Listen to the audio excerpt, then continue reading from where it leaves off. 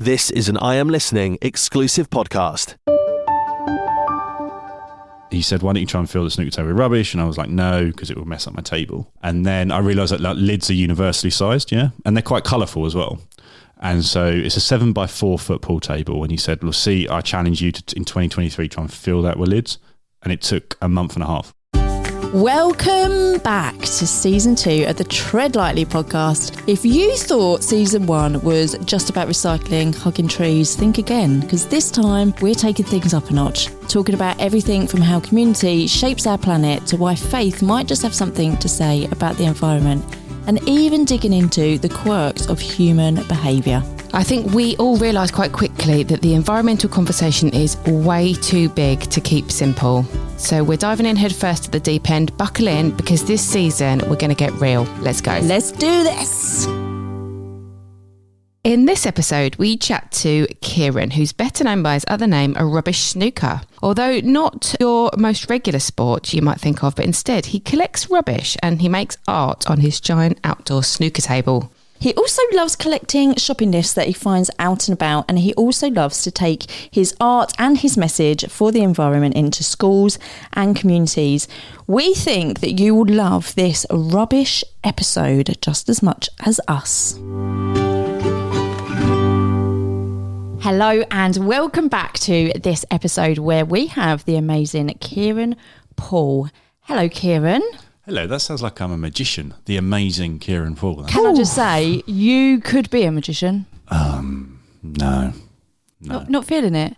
No, but I recently did a workshop about what we're going to talk about. And so it's about snooker art. I make glitter on a snooker table. And I didn't know what to ask the kids to call me because Mr. Poole, which is my surname, sounds like a stage name, doesn't it? Oh, yes. It's a pool table. Is that by chance then that you make art on pool tables? It's a complete... I've only only just got that. So I was like, I cannot ask people to call me Mr. Poole because I sound like I'm... Yeah, you it's a stage do need name. a stage name, don't you, though? I was like, just call me Kieran, please. Just call me Kieran. It's not got the same ring. I think we need to, by the end of this podcast, come up with a stage name for you. So okay, cool. For our listeners who do not know who the amazing Mr. Poole is, then who are you? What do you do? And why are we talking to you today? Yeah, cool. So I moved to Medway 2 years ago and I created something called Rubbish Snooker, which is mosaics made out of lids and ring pools on an outdoor snooker / pool table.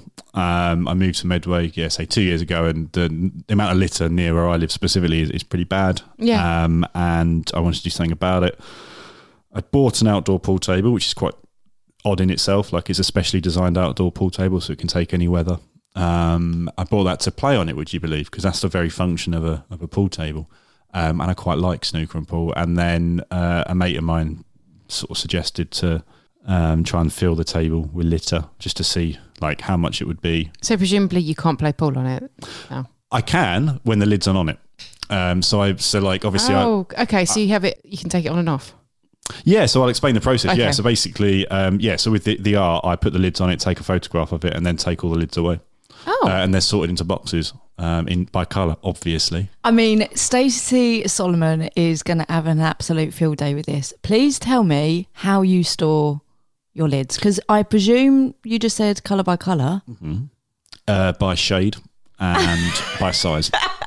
Where are the lids from then? So when you go out collecting litter, I might be jumping ahead a little bit here. When you go out collecting litter, do you only collect lids of bottles and only particular bottles? No, I take anything, and then I take the lids off and the ring pulls off of cans. Oh, okay. And then I clean them, sterilise them. So. Would you expect him to say he finds a bottle, and then just leaves takes the lid off, chucks the bottle, takes the lid back home with him?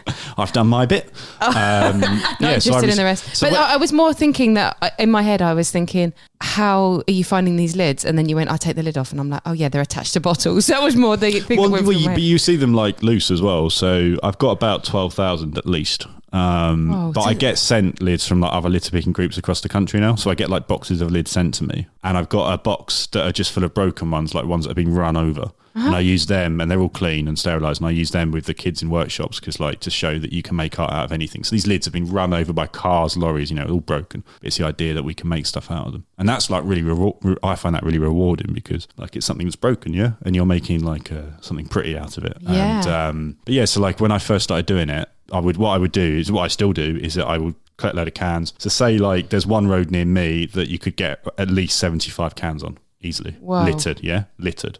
So that's like 75 ring pools, and then I put them in the recycling. And I don't drink, by the way, I'm teetotal, bear that in mind. So then I put it out in my rubbish, and like the bin men think I have like the greatest parties ever. Yeah. On a Monday. Week after week They're after like, week. Mr. Paul, he does good parties. Like, and it's not just like one drink, it's like the most varied. It looks like a party because it's every drink you've ever seen, and so much Red Bull. And yeah, I haven't consumed any of it, but it goes out in my recycling. Wow, that's really cool that you get to recycle it as well, not even just like so like if I'm just walking along and I see it, I will put it in just like a public bin. But if I'm doing like a proper litter pick, I'll try and recycle it. How often do you go out litter picking? Every time I'm out. So like as in like officially litter picking, I suppose, is like I just go if I go like running or something. But wherever I am, though, if I see a lid or ring pot, I pick it up. But wherever I'm walking, I'm sure you guys do it as well. Like if I see something, I just pick it up and put it in the bin. It's an obsessive thing now. I can't stop. You can't stop spotting it.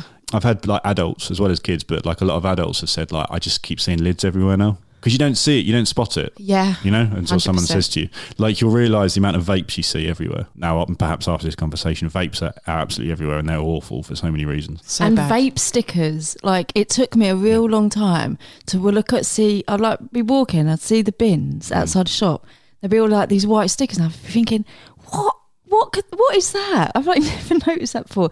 And it's the sticker from the vape. From the vape, every single bin. Yeah, Mad, just isn't it? covered. You're so right. Once you spot stuff, you can't stop seeing it, can you? But why, I know this might seem an obvious question, but why did you go litter picking, decide to take the lid off bottles and then go, I'm going to try and make some art with this? Where did that thought process come from? I don't know. I give a different answer to everyone that asks me because I don't know. So I just try and I'll give you one of the three options I give. So I say my mate, so I got this snooker table and my mate, like, who doesn't understand why I litter pick at all. He's like, it's someone else's rubbish. Why are you doing this? And he said, why don't you try and fill the snooker table with rubbish? And I was like, no, because it will mess up my table. And then I realised that like, lids are universally sized, and they're quite colourful as well. And so it's a 7x4 foot pool table. And he said, well, see, I challenge you to, in 2023, try and fill that with lids. And it took a month and a half. No way. And that's over 1,600 lids. And it was all littered. And then I was like, okay, cool, that's done. So I put them in a bag, ready to recycle them. And I was like, hang on a minute, why don't, for a laugh, I become an artist? And now I'm here. For a laugh? Well, yeah, because I'd never done art before. Like, I've never made art in my life. So I didn't do art at school. That's quite an important statement to make right there. Go on. Well, like, I love that people just go, I am this and now I am this. Like we say this all the time, that if you create something and you say this is what it is, it is that is what it is. I heard the term speaking it into reality quite recently, and I'd never really heard that before. And if you say it is, it is. You're an artist now. Like there's no denying that. And I've had like bits in galleries as well, which kind of like freaked me out initially. I know, because it's like, whoa, like what's, I don't own a scarf. Like what do I do? I don't know. Is it a cravat? What's the thing that like artists wear? Is it a cravat? You need to get yourself a cravat now, don't you? What is a cravat though? It's a word that I've heard. What is that? It's a fashionable thing that I clearly don't know what it is. But yeah, like and then I did that, and then I made the Scream, so Edvard Munch's Scream, and then the Mona Lisa. And again, I was just doing it thinking like, I'm not going to sell these. And then I started making more complex things, my own pieces, and then eventually people were buying them. And I also do stuff with shopping lists. So I like shopping lists, because like handwritten shopping lists, because each one of them tells a story. Love that. Did this come after? Yes, I think so. Yeah. So I probably just found one in the shopping list, a basket, and was like, oh, that's quite interesting. Kept it. And then now I've got like about 400 of those, and I make collages out of them. And I'm creating a gallery, where you can like, because my background's in comedy as well. I'll add that now. So I'm adding like a funny story for each shopping list, if you see what I mean. Thinking about where it came from and what people's like stories because you get like spelling errors on it that are just absolutely adorable. Well, we've got a present for you. What have you got? Here is a shopping list that I found in an Audi trolley. Is this the sort of thing that you collect? Yeah, because also it says cat litter on it, which makes me laugh, because it's actually turned into litter, hasn't it? This in itself. Yeah. Is that the comedy bit coming out? I don't know. Did you laugh? I never said I was good at it, remember? And there's a reason I'm now an artist and not a comedian.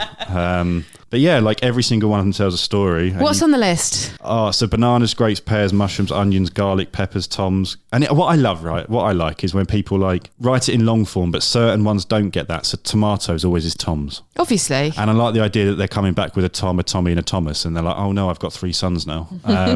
Fish, chicken thighs, cat litter, bread, biscuits, squash, chips, sweet corn. Nice bread. That's what I like, nice bread. Yeah. Nice bread. So someone's come back and like, that's not nice, go back. And if you hadn't written nice on the list, then when you'd have got there, you'd have bought the crap one and then gone back home and be like, Oh, no, I've said the nice But some are like one. so it's really cute because you often see like a kid's written it and then the parents gone like, no, you can't have chocolate again, you can't have chocolate again. Or like like a husband's written it and then the wife's gone, no. absolutely not going to You happen. had like 2 of them last week, not getting you for that again. No. What do you reckon that person's story is then, the one that you just put down? Does it make the one you that think? you found? Well, so this is spontaneous. I like the fact that it says nice bread. So it's like the idea that this person just keeps being fed up with or whoever's written it is getting fed up that they're coming back with average bread. Crap bread. Well, just average bread. How old do you reckon they are? Oh, goodness me. I mean, I'm not a sociologist here, so... You're a comedian and an artist. I have no idea. Well, I suppose who writes handwritten shopping lists? Like, is it an age thing? Because do young people use their phones? Yeah, I don't know. I do. What do you determine a young Do you know person? what I find fascinating about that list, as the person who does the food shop in my house, is I found that in an Audi trolley. So therefore, they must have shopped in Audi, right? Mm-hmm. I mean, genius, that statement just right there. But they have written that list in the order that they get. Oh, yes, yeah. Food. Yeah, so the aisles, therefore, they know in which order through the They are shop. So they don't have they're a seasoned shopping shopper, aren't list. So it would yeah. be chaos if they went to another store because... It wouldn't be in work that order. because they'd have to go back, forth. So it only works in an But also, like, it's amazing how many people like leave their shopping list, right? So say they're littered, yeah? It's litter, It right? is litter, yeah. Like, and it's not the worst litter because it would, disintegrate and stuff. But like, I find that psychology quite strange. Like, and I'll just leave it in there for the next person. I just find that quite odd. So like I've got all these shopping lists, but you've got to remember every single one of them has been littered. I'm not like nicking them out of people's hands like Dorothy's hands as she's at the till. No, yeah. I'm not, because that would be very odd behaviour. But people are littering them in the baskets on the shop floor. I don't know, wherever. What about receipts? Are you a lover of them, or are you not No, really that bothered? Receipts can't be recycled, can they? I have no idea. Don't even think twice about a receipt, to be honest. Do you know what my godparents do? They put them in the sink, pour water on them, and then like mash them up and put them in a bin. Yeah, because I think they're a different type of paper, but I don't Yes, know. the shininess on But it's it. printed, like it's the handwriting that I really like. Oh, is it? That's the bit that floats your boat, the handwriting. I'm sure it floats lots of people's boats. I Yeah. mean, like the annual meeting of all the shopping list collectors. Goodness me, that was a good time. Ironically, we met and no one brought food because no one made a list. Obviously. You're bringing along Barbara's list. Oh, I love a Barb's. Where's your head at with people who litter? Because obviously we have conversations about list picking at the hub all the time, and there seems to be a quite clear distinction between that's disgusting, people need to sort themselves out. Actually, there's 3. There's one that says the government need to come in and sort something out, and other people who are like, where do I sign up? This is a great thing to do. And obviously you're in camp 3, but where's your head at with people that litter? Do you think is it a kind of a lack of education? Is it a lack of pride? Do you find in the areas that you've litter picked that it gets littered less? Kind of where's your head at? I think you've got to... I think, first of all, some people genuinely accidentally litter. I'm sure I've littered before, right? Like, I know I have, right? As a kid, I definitely know I did. And I'm sure I've accidentally littered as well. I think more bins would be just the main thing. Like, it frustrates me that... the majority of stuff you find isn't good stuff, i.e. alcohol or energy drinks or vapes or cigarette boxes. Are they mostly what you find? Yeah. I think more bins would help. I don't know if it comes down to education. I don't know. And I don't know if it comes down to pride in area.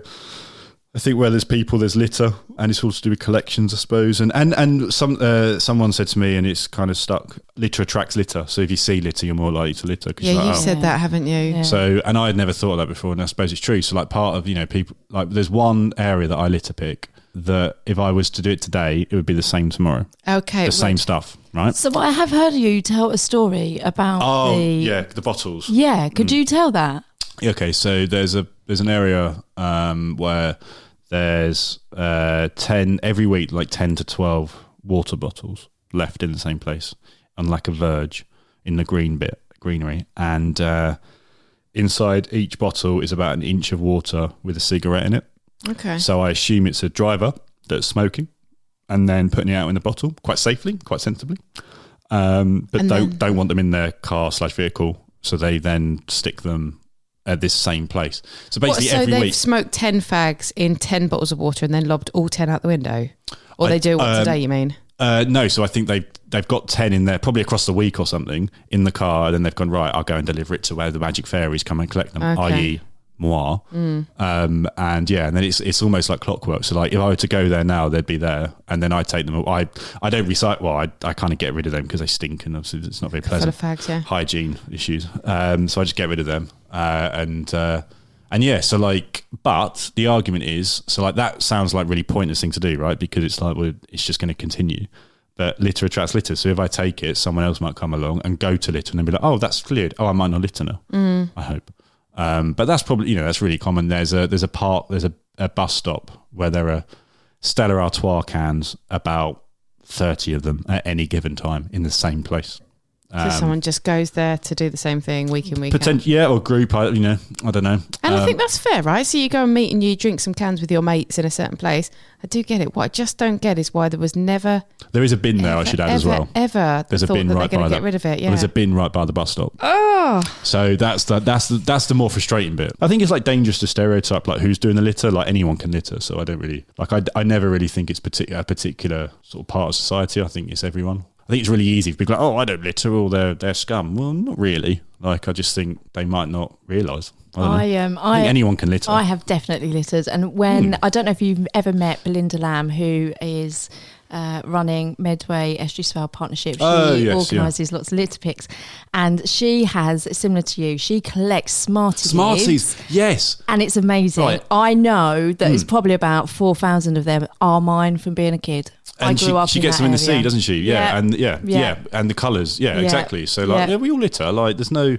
And I saw somebody the other day. We were stopped at the traffic lights, and there was a very swanky car in front of us, and they wound down their window and threw out their vape box and their plastic from this vape, and it was so bizarre for me because one, I have not seen somebody litter like that, like in such a long time. I haven't just lobbing it out the window. Right there, I've not seen it for such a long time, and my brain just boggled at like. Obviously, you don't want it in your car, but then you just why not? Save though? it. Why do you not want it in the car? Is it because it's the size of what? Like a vape is just like smaller than a mobile phone, isn't it? Yeah. Like, it's not damaging your suspension. But until you get to another. Well, if it's like my car's just full of all of my kids and my husband's absolute rubbish. That's why I don't want it in my car. McDonald's, people keep their McDonald's stuff. Yeah. But I hadn't seen it like that in such a long time. Do you know what I mean? I was like, oh my gosh, that is. It's also like this dangerous, like, in terms of a road, isn't it? Like chucking it on a road and out of a moving car, like it's a missile basically. There's all sorts of elements. It was a box. Yeah. But and also like vapes. Like I don't really know much about vapes, but they have a light in them. So often you'll like drive at night and you'll see like a UFO light on the roadside. It's a vape LED light. I didn't realise that you smoke a battery essentially, don't you? I've no idea. I think there's a battery in it. So in terms of disposing of it... Oh, if you were to design an eco product, you probably wouldn't design a vape. Let's just say that. Yeah. It's not particularly good. Are you tired of the same old chat about saving the planet? You know, like the reduce, reuse, blah, blah, blah. Well, it's time to shake things up because season 2 of the Tread Lightly podcast is here and we're diving deeper than your recycling bin. This season, we're talking about community, faith, and yes, even why humans behave so weirdly sometimes when it comes to conversations about the environment. Oh my gosh, they do. But there's no boring lectures here, so just real talk. Tough questions and a little bit of banter along the way because let's face it, we all need to lighten up when we're trying to save the planet, right? So if you're ready to stop tiptoeing around some of the big environmental stuff, get real and join the conversations. Come tread lightly with us. Catch season 2 of the Tread Lightly podcast, available wherever you get your podcasts, like now.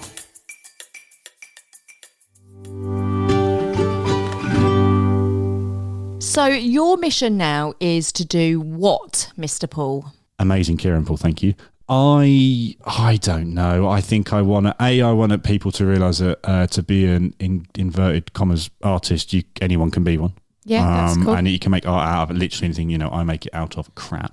My dream is to take a show on tour. I did a show in Luton with supported by Ideas Test in April. Live audience show all about the art. And is that comedy and art combined? Yeah, and it was I did a presentation, some fun stories about the art, and there's a really cool science experiment I do, which I'll tell you about in a minute. And I'd love, so that's my dream.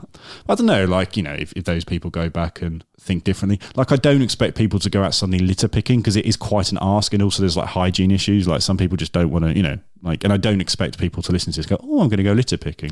It's quite an ask to do that. I like doing it, so that's why I do it, but I wouldn't expect any other people to do it. I just want people to maybe see the litter. I think that's really important. So people will just walk along and not see it. Yeah, that's really interesting. I think I'd rather people see it now. So they might listen to this and be like, oh, I can see that. Oh yeah, I didn't realise there was 4 Red Bull cans down there, and they've been there for 3 years. We were talking downstairs, weren't we, about different attitudes in different countries. Can you tell us a little bit about that and kind of what you've learned about kind of attitudes to litter? Because you've got lots of friends across Europe, right? Well, yeah. So I've, I do. Rubbish Snooker on Instagram, I'm connected to some amazing litter picking groups across Europe, and there's something called plogging, which is jogging while litter picking, and it's kind of like a sport, and I think it's massive in Germany and Holland, and they do marathons now where you just go and litter pick a city. Wow. I'm not fit enough to do that, so that would be a disaster if I did that. But yeah, so they're I guess the attitude is slightly different, but I think plogging is becoming quite big over in this country as well. I'd never heard of it before. So you literally you jog, stop, with a bag, pick up the litter. Yeah, so it's actually it's a lot more difficult than it sounds, because you're stopping every Yeah. So I don't actually I would really struggle. So when I go litter picking, I'm like, oh, Kieran, I'm going to go for a jog, and I'm like, oh, I can't, because you end up with a big bag of litter to carry as well. But you stop every 5 yards. So your best bet is just to not go somewhere that's littered. But I'm then afraid that kind of defeats the object a bit. Very difficult. So I've noticed that, and there's something else. There's another sport involved in it as well, but I can't quite remember what it is. And do you find in those countries that there is less litter? Is there less litter? I would assume so. Yeah, I've not been there, but yeah, I would assume so. Yeah. And the attitudes of different places as well. Yeah, but like I say, I'm not very well travelled, so I'm not probably the best person to ask, but I suspect so. But then, I've noticed if you ever go to central London, there's barely any litter. And there's more people in central London than anywhere else in the country. Yeah. And it's because they've got constant people going around cleaning. More resources. Councils, yeah. So it's not, if you genuinely go to central London and look around, there won't be much litter. I guess it's in their interest to keep central London clean. Well, for so many reasons, for security reasons, for so many reasons. But yeah, it's... A grass verge in Walderslade doesn't, yeah. I guess... Well, less people see it, I suppose. Yeah. A really cool experiment I do in the workshop and in the live show. So basically, did you know that inside every can is a plastic bag? Right? No, I didn't. So basically, if you get a Coke can, or I'm pretty sure any can, aluminium can, you sand the outside of it off, so the red bit, the protective bit, and then you just get raw aluminium. You put it inside really strong drain cleaner or sodium hydroxide, but I just did drain cleaner, and leave it for 3 hours, and I play a time lapse of the video, and it just dissolves the aluminium, and you are left with when you go to Antelli and they have the fish in the bag, at the, do you know what I mean? The fish in the bag at a fair or something. You kind of have that, but Coke inside it. How? So you have this lit bag, and the idea behind, there's a few reasons. Your drink would taste metallic if it didn't have that, and I think it's something to do with the acids as well of the drink. It would actually affect the metal, but very few people know this, and so hence why they take a while to decompose. So I do this video, and I've done it to adults, and wow, and I did it to the kids this last week, and oh my god, I never knew that. And yeah, so inside I'm pretty sure it's every single can. If you could see Liz's face now, listeners, she's saying oh my god. I mean, it is for understandable reasons. I totally understand it. It's very functional, and I suspect if you took it out, then you wouldn't be able to use the cans anymore. How can you recycle a can though if there's a soft plastic bag inside it? I don't quite understand that, no. So okay. I'm not, you'll have to get a far cleverer guest on than me to answer that. And my second question is why does the drain cleaner not dissolve the plastic bag? Again, you'll have to get a far cleverer guest than me. I reckon it's not plastic. I don't know what it is. Yeah, mate, I don't know what, but and then so I was just in the experiment, you just hold this thing, and you've got the top of the can that's a normal can still, and the bottom of it that's just a A bag of Coke. Yeah, which of is Coke. a very different thing, and that would have been a very different video, which it wasn't. Let's Not confirm. for schools. Not for anyone really, but Mr. Poole's bag of Coke experiment. but yeah, so like that's just one thing that like, or like, do you know like 100% of baby sea turtles have plastics in them? What? 100%, every single one. There was a study recently, I don't know if you saw it, about men's testicles. Have you I seen saw that? that was 100% as well, wasn't it? Yeah, I think they only did like 40. I can't remember the numbers. They did, the study was quite, and like dogs' testicles as well. Yeah, so like Jesus Christ. stuff like that. But then like it's quite like in our stomachs, there's obviously always going to be microplastics because like We every drink time we drink water, from a bottle, right? Yeah. bottle. So it's not actually as shocking as it sounds. Although with the I can't really comment on the testicle thing, so I have no idea how that works. But yeah, the baby sea turtles thing is like. That's the one. It's like, oh no, little sea turtles. But microplastics, when you're only micro-sized, is a big deal, isn't it? Yeah, it's a big deal anyway. But I was like, there's this thing as well. I was showing the kids that like, so you quite often find like a bottle with a lid on that a rat or a small mammal has like wanted the sugar inside the drink, so they've gnawed at the lid right with their teeth, and there's like a hole in the lid where they've gnawed away from it and those are scratches, and then of course they drink the whatever's left in the bottle, but where do those plastics go? Inside them, so then they die. So you've got like very sadly quite often you find litter with dead animals in it because they go in and they can't get back out. Oh, I see. Yeah, like a glass bottle, yeah, like a beer bottle, yeah, they go in, they can't get back out. Oh God! So they go in because they want the sugar. Yeah, whatever attracts them, and then but you quite often find lids that are just like really like it's a rat, a mouse, I don't know. They've gnawed away from it, and they've managed to get quite often Lucozade lids I find, because obviously they're high in glucose, aren't they? So you get a lid and it's like got a hole in it where it's been ripped apart by a little animal, and then I would assume that will probably kill them at some point because they have just Ingested all that plastic. Yeah, and they're very small themselves. So it's stuff like that like some people might go, oh well, but like it's like, well, hang on a minute, like that's us, that's humans, isn't it, that have done that? No other animal drops. It's all very Lucozade well bottles. finger pointing, isn't it? But you're right, it's us as a species. Gosh, that's so sad, isn't it? I did hear something about you though. About me? Oh goodness. Yeah, I like that surprise in your voice there. Like, you have got a thing about trolleys. We like trolleys. Yes. Don't we?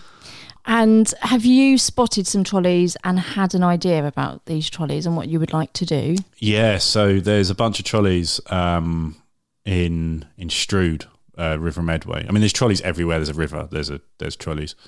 And I don't know how long they've been there. I reckon there's about 35 to 50 trolleys there. Some of them are quite new. Some of them look Is this like... by Morrison's? Yeah, they look like they've been there a long time. And I'd love to take them out and turn them into like mobile gardens. You can fill them with like compost and plant stuff in them. Lovely. And then you can take them to schools. Kids can learn all sorts of things about plants and recycling. It's just really difficult, the logistics of getting them out there. So like that's what the struggle is at the moment. But it's something that I'd like to do, but I don't know if it's possible. So, can we share our experience with you with pulling trolleys out of a river? I would love that. Go on. So Is that why you're really muddy? Always, yeah. We went to along the estuary down in Rainham, and we spotted that there were some trolleys in the river, and Well, they were buried in the sand, really, weren't they? In the mud, In yeah. the mud, it was... and we were like, oh, let's see if we can get them out. Logistically, absolute nightmare, by the way.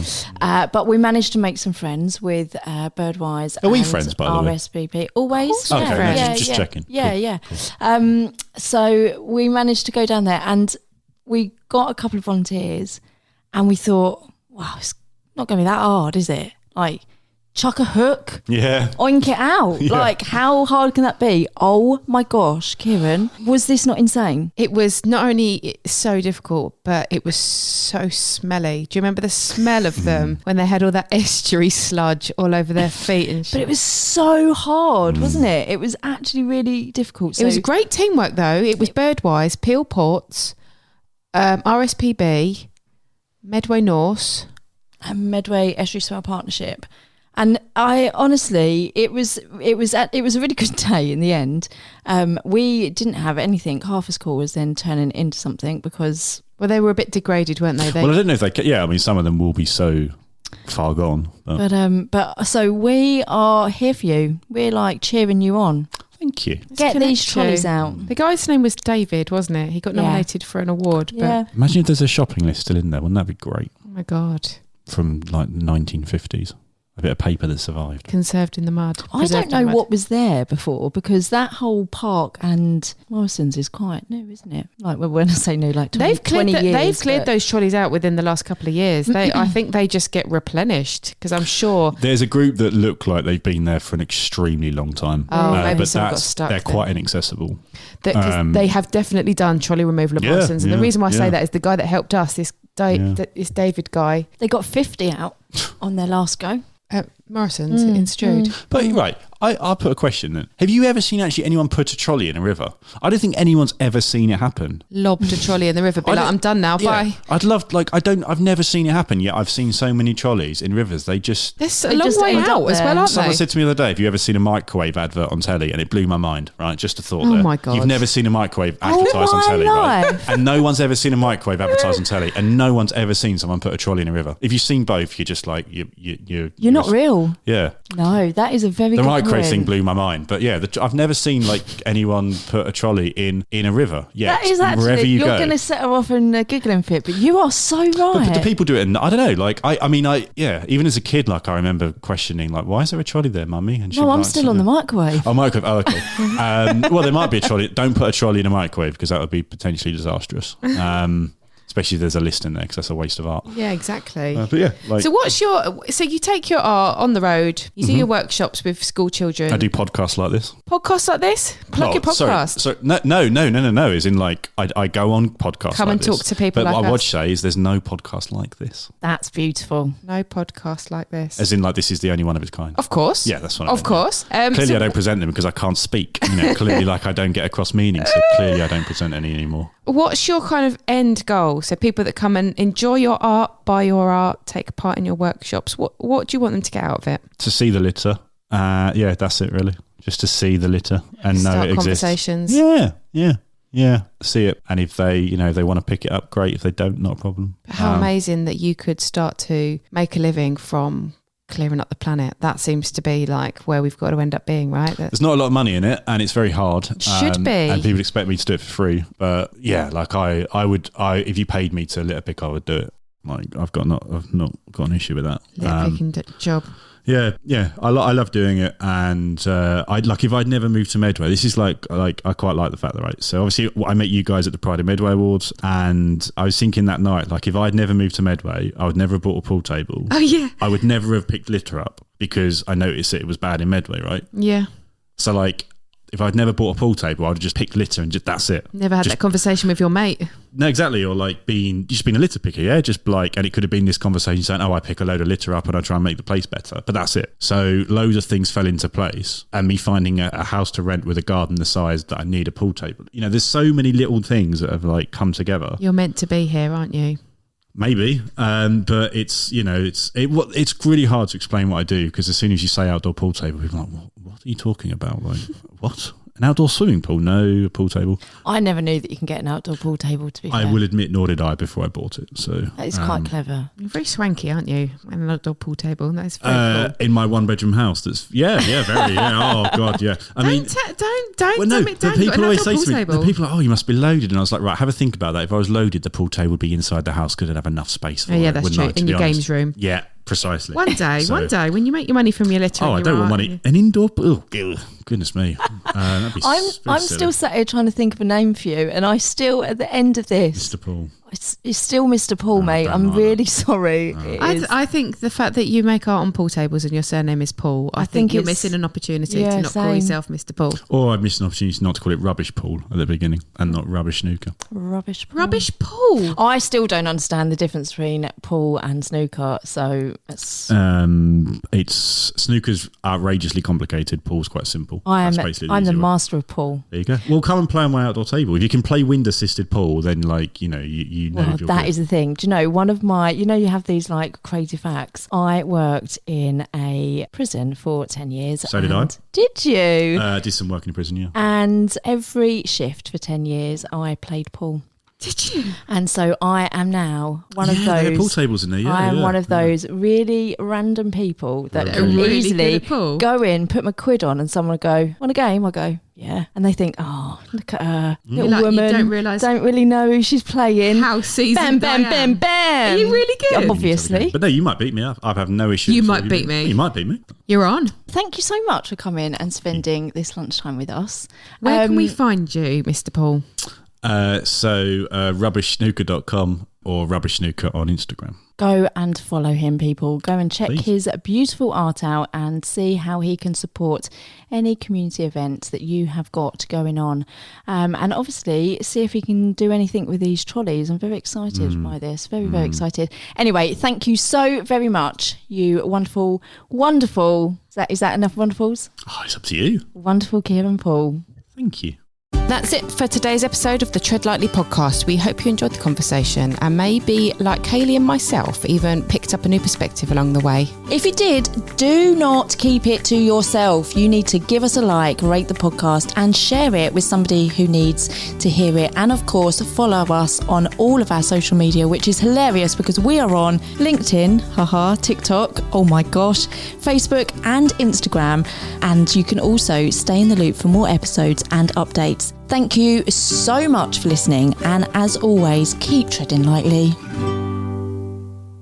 This has been an I Am Listening exclusive podcast. For more information, head over to our website, im-listening.co.uk.